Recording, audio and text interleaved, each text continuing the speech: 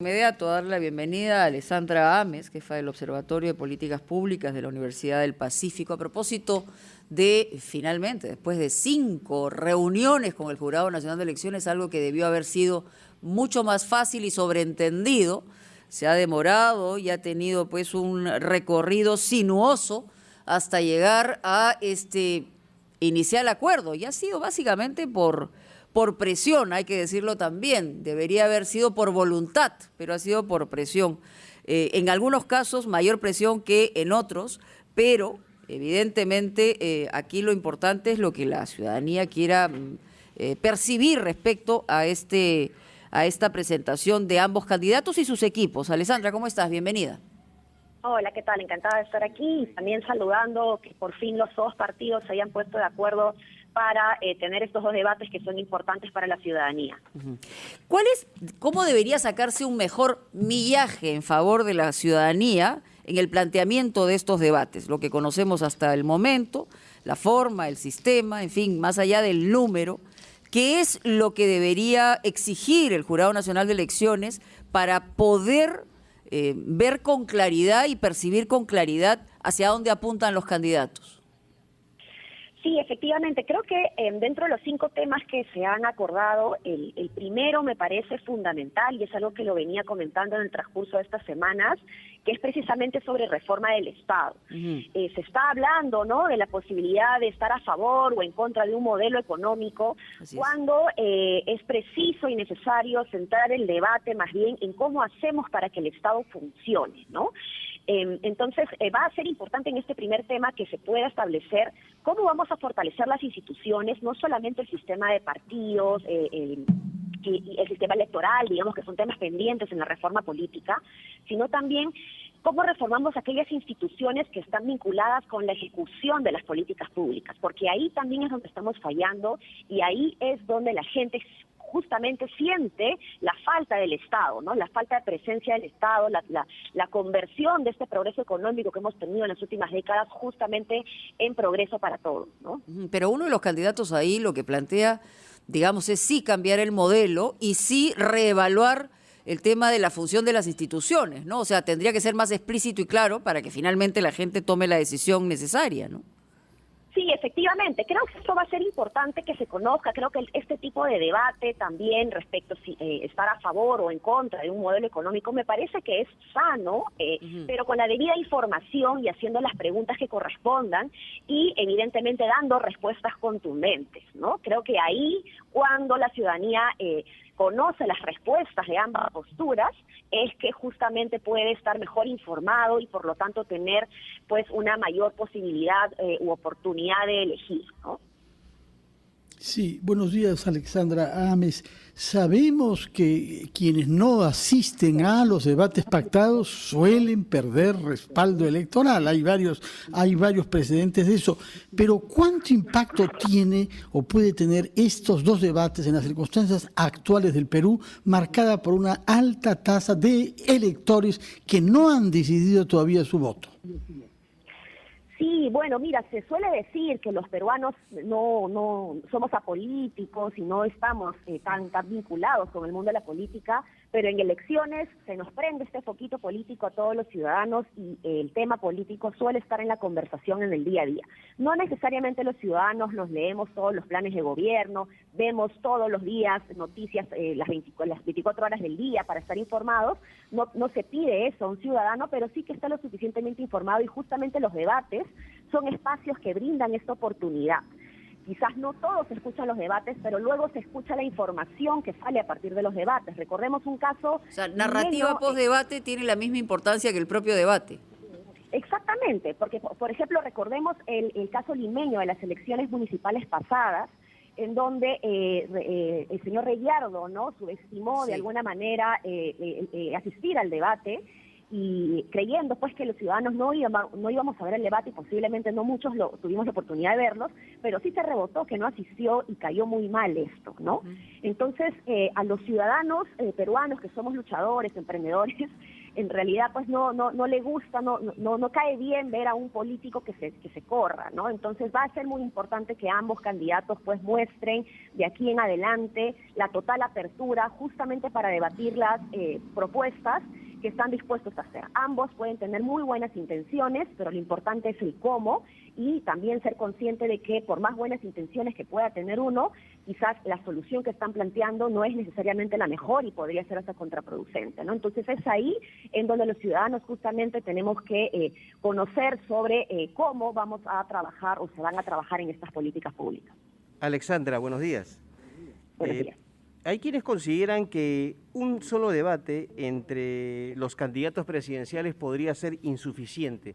¿Cuál es su opinión? ¿Debería haber más de un debate y cuál es la importancia de que se pueda realizar fuera de la capital, o sea, en el interior del país? Mónica efectivamente citaba como ejemplo lo que ocurrió en el 2016, el debate entre PPK y Keiko Fujimori en la ciudad de Piura.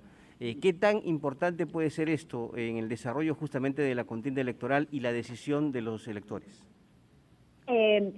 Voy primero con tu primera pregunta. Sí. Creo que es muy importante que empecemos ya a tener esta organización institucional de estos espacios de intercambio de opiniones y de posturas fuera de Lima, ¿no? Creo que son claros mensajes también de que el propio Estado tiene que empezar a descentralizar las actividades de este tipo, los encuentros del debate público, ¿no?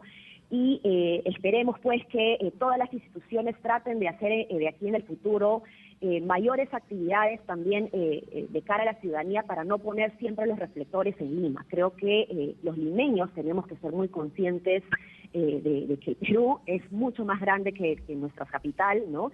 Y por lo tanto pues tenemos que empezar a descentralizar también nuestras actividades, ¿no?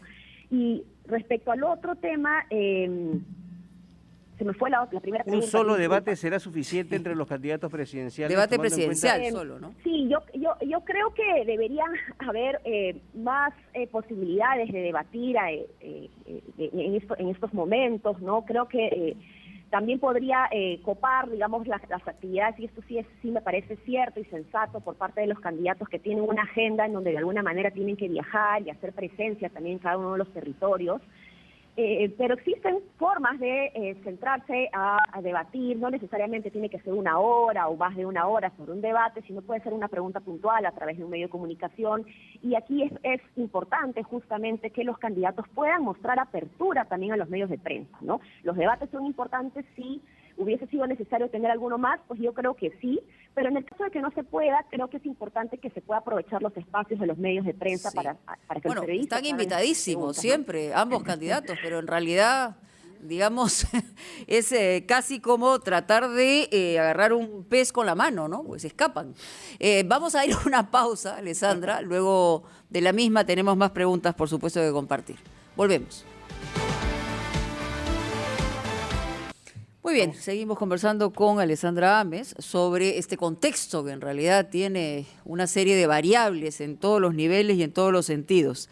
Pero volvíamos al tema de la necesidad importante, Alessandra, de que los 5 temas que se van a abordar en este aparente único debate presidencial oficial, porque hay uno oficioso que no sabemos si se va a dar o no, que está citado para el día sábado frente nada menos que al penal Santa Mónica. Según han dicho los representantes de Fuerza Popular, va a ir de todas maneras la candidata Keiko Fujimori, y ellos esperan la presencia del señor Castillo, quien fue el que inicialmente retó a esta posibilidad. Pero esto, digamos, ¿puede tener algún impacto, algún efecto antes de seguir con el desarrollo del contenido del debate oficial? 2 niveles de respuesta, ¿no? Uno institucional y otro político. Sí. El institucional es que creo que si ya se ha acordado tener 2 debates, ¿no? Uno técnico, que también es importante, y el otro con los candidatos. Creo que es importante que ya uno pueda quedarse tranquilo, digamos, con lo que se ha acordado institucionalmente, pero como político uno debería buscar justamente la oportunidad de tener más espacios para que la ciudadanía conozca más de las propuestas, ¿no? Y lo segundo dentro de este mismo tema político es que también uno tiene que ser consecuente de sus palabras, ¿no? El mundo es esclavo de sus palabras, dicen algunos, Así cuando es. uno Y dueño de reta, sus pues, pensamientos, exacto. y cuando uno reta, pues tiene que tener pues que asumir las consecuencias de este desafío que uno mismo está planteando, ¿no? Entonces, creo que aquí ha tenido muy buenos reflejos políticos la señora Fujimori. Es posible, ¿no? Ellos ya están diciendo que va a estar presente en el penal. Y pues la recomendación es que para Perú Libre es que pueda asistir también, porque como decía anteriormente, a los peruanos pues no les gusta que la gente se corra, digamos, ¿no? Entonces va a ser muy importante que pueda haber algún tipo de presencia también para que se pueda organizar esto. Habría que ver si los medios de prensa pues pueden de alguna manera sumarse la posibilidad de darle cierto orden, ¿no? Porque no hay todavía un orden establecido, justamente porque no hay ningún garante todavía necesariamente de este tema, ¿no? RPP ya lo ha hecho anteriormente, podría hacerlo ahora, ¿no? Fernando. Señora Ames, yo quería preguntarle algo que desborda estrictamente el campo de los debates, pero tiene que ver con eso, dado que usted mencionó entre los temas importantes el de la reforma del Estado y además trabaja usted en un observatorio de políticas públicas.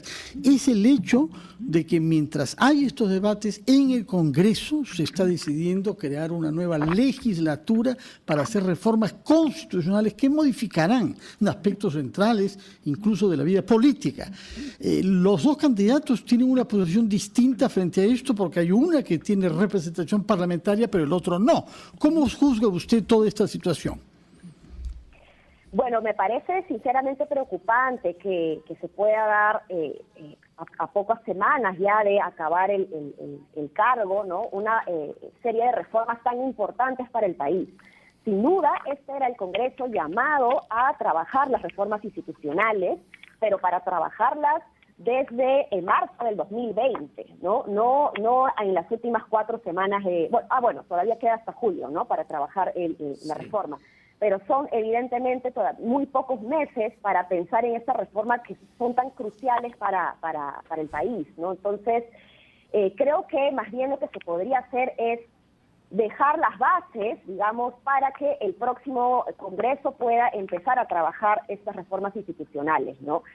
Por otro lado, sí me parece importante que por lo menos este Congreso se pueda remitir al menos a estos mecanismos de vacancia presidencial y de cierre del Congreso, que nos han hecho mucho daño estos últimos 5 años y que me parece que sí serían importantes que al menos esto se deje como un legado del presente Congreso, a fin de que se pueda asegurar la estabilidad para los siguientes 5 años de quien entre a gobernar el país. No nos puede gustar o no el candidato o candidata, pero tenemos que asegurar esta estabilidad y creo que eso es algo que sí tenemos que mirar, ¿no? Alexandra, el tema ayer en referencia a la pregunta de Fernando y esta creación de una nueva legislatura que todavía tiene que definirse obviamente en el Pleno, pero escuchábamos, por ejemplo, explicaciones en el sentido de que se quieren establecer una serie de candados, entre comillas, contra posibles medidas de carácter totalitario. Obviamente había referencia a propuestas de un determinado partido político. Pero esto, ¿de qué manera puede afectar la futura relación que tiene que haber entre Ejecutivo y el propio Congreso con esta serie de medidas? Aquí, justamente porque el tema es crucial, hay un partido político que está hoy en el Congreso y que está postulando también para hacer, que tiene posibilidades, ¿no?, de entrar al siguiente gobierno como el Ejecutivo. Creo que es importante que organizaciones de la sociedad civil serias puedan sumarse a este trabajo y puedan establecerse como una forma de garantes, digamos, de estos temas que se busquen aprobar realmente sean los que están bien hechos o que sean cruciales, digamos, para resguardar cierta estabilidad, ¿no? Transparencia, por ejemplo, que es un ente neutral, ha trabajado muchísimo el tema precisamente de la reforma institucional en estos ámbitos, en la relación justamente entre el Ejecutivo y el Legislativo, y creo que sería crucial que pueda sumarse a este espacio, ¿no? Pero en concreto, Alexandra, para usted no se justificaría bajo ningún punto de vista crear una nueva legislatura. Según la norma constitucional, tendría que ser algo realmente muy, pero muy urgente para establecer esto. Ya ocurrió en el 2000, en una situación totalmente distinta, obviamente. Extrema, ¿no?